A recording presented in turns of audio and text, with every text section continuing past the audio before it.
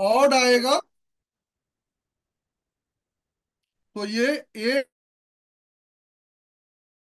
पे power 5 into 13, तो ये हो जाएगा आपका -13।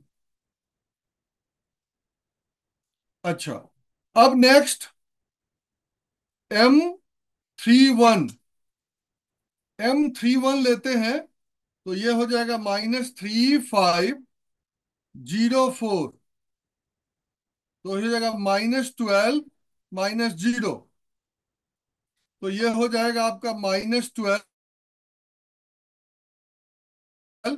अब A31 जो है ये आपका हो जाएगा -1 पे पावर, ये हो जाएगा आपका 4 यानी पॉजिटिव, तो ये वैल्यू रिटर्न करेगा यहाँ -12। अब नेक्स्ट जो है A32, A32 ये है, तो A32 जो आपका होगा वो वैल्यू होगा 2564, तो ये आ जाएगा आपका 2 4 जा 8 -30, तो ये हो गया -22। अब 2 और 3 5 है, तो ए A32 जो है -1 पे पावर 5 ऑड में, तो ये नेगेटिव होगा, तो नेगेटिव और नेगेटिव ये वैल्यू चेंज हो जाएगा, -22, तो हो जाएगा 22। अब M33, M33, M33 यानी लास्ट टर्म के लिए आपका हो जाएगा 2 - 3 6 0, तो ये हो जाएगा 0 -18, ये हो जाएगा आपका 18, और 3 3 6 होता है तो ये वैल्यू रिटेन करेगा, तो ये A33 जो है ये आपका वैल्यू जो है -1 पे पावर 6 और 18, तो ये वैल्यू आपका रिटेन। अब ये आपके पास आ गए। अब इसको आप अपने वैल्यू में वहां ऊपर लगा करके एक बार जरा चेक करिए। A11 कितना है, A11 कितना है, तो ये है आपका 2, ये है आपका 3, और ये है आपका 5। इसको मल्टीप्लाई करना है A31। अब A31 देखे क्या आया है, पहला है A31, A31 आया है आपका -12, A31 आया है -12, A32, A32 आया है आपका 22, और A33, A33 आया है आपका 18। अब इसको आप सॉल्व कर सकते, देख ले।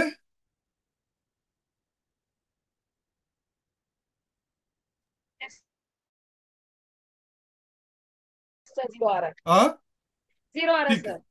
तो इस तरह से जो है 3 1 ये, तो फिर ये जो है आपका सॉल्व। अब यहां पर क्या है, इसी चीज को थोड़ा ध्यान से समझना है। अब यहां पर आप देखें कि एडजॉइंट ऑफ मैट्रिक्स इसी से निकलेगा जो हमने A11 आपको समझाया है। अब देखें, यहां पर आपके पास अब जो हम समझने जा रहे हैं वो है एक मैट्रिक्स है ए, जिसमें आपके पास है A11, A12, A13, A21, A22, A23, A31, A32 और A33। क्या पढ़ा रहा हूं ये मैं बाद में अभी समझाऊंगा, इसका नाम बाद में बताऊंगा, पहले इसको आप समझिए। ये है मैट्रिक्स। अब इसको, इसके जो को फैक्टर्स के मैट्रिक्स बनेंगे वो देखिए कैसे। ये हो जाएगा adjoint.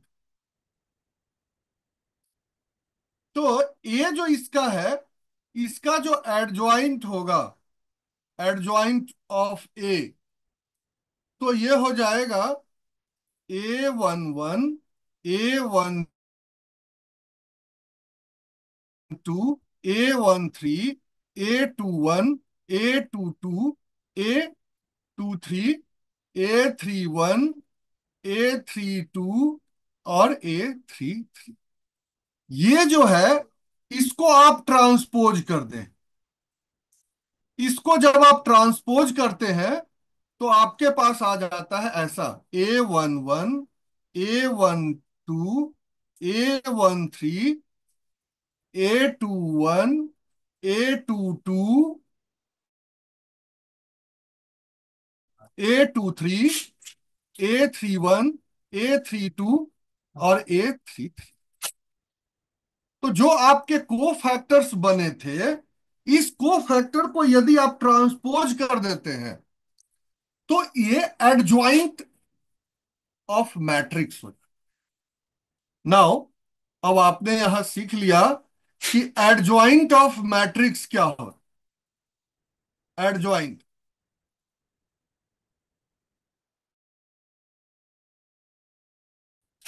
Adjoint of matrix, adjoint of matrix क्या होता है, यह आपने सीखा। अब जो ऊपर जो हमारा नंबर आया है, जरा उसको हम एक बार फिर से वेरीफाई करते हैं। तो ऊपर जो आपका क्वेश्चन था वो कुछ ऐसा था, देखें। क्वेश्चन था आपका 2 - 3 - 5 - 6 - 0 और 1 - 5 - 7। ये था आपका मैट्रिक्स ए। अब इसके जो को फैक्टर्स निकले हैं वो निकले हैं -20, -20, 46, उसके बाद 30, उसके बाद 30 के बाद 4, -19, 13, -12, -13 आया है ना? -13 आया था ना, जी एक बार सर। देख। हाँ जी सर, हाँ जी, जी सर, माइनस आया था। थर्टी। -12, उसके बाद 22, और ये शायद -13 है या प्लस, सॉरी, -18 है या +18 है? सर एक प्लस। मिनट। यस यस, +18, बिल्कुल। तो ये आपके हो गए। अब इसको आप ट्रांसपोज कर दीजिए। इसको ट्रांसपोज करेंगे तो इसका जो रो है वो कॉलम में कन्वर्ट हो जाए, यानी -20, 46, 34, -19, -13, -12, 22 और 18। अब इसमें देखें, दो एलिमेंट जो है उस पर कोई फर्क नहीं पड़ा है। वो है एक ये वाला एलिमेंट और एक ये वाला एलिमेंट, ये जहां का तहां है। और यही जो आपका निकला है, इसको हम कहेंगे, ये अगर ए है तो ये जो निकला है इसको कहेंगे, sorry sorry, adjoint of matrix A.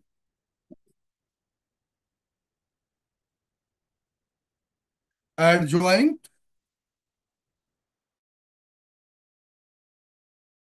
Adjoint of A, ये जो है हम कहेंगे। और बहुत आसान है, ज्यादा मुश्किल है नहीं है। तो इस बात को सर हम हमें थोड़ा। सेंटर वाला नहीं लेते क्या? माइनस हाँ, 19 पे आई थिंक सर सेंटर में ही है। अच्छा, -19 भी सेंटर में है। जी। हाँ, वो भी शायद चेंज नहीं हुआ, डायगोनल्स चेंज नहीं हुए। डायगोनल्स चेंज नहीं हुए।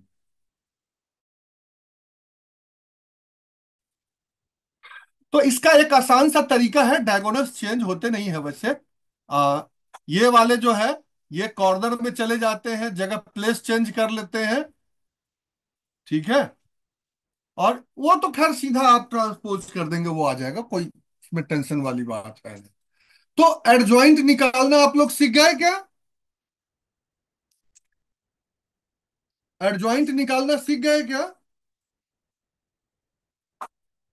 हाँ जी सर। बहुत अच्छा। अब एडजॉइंट की एक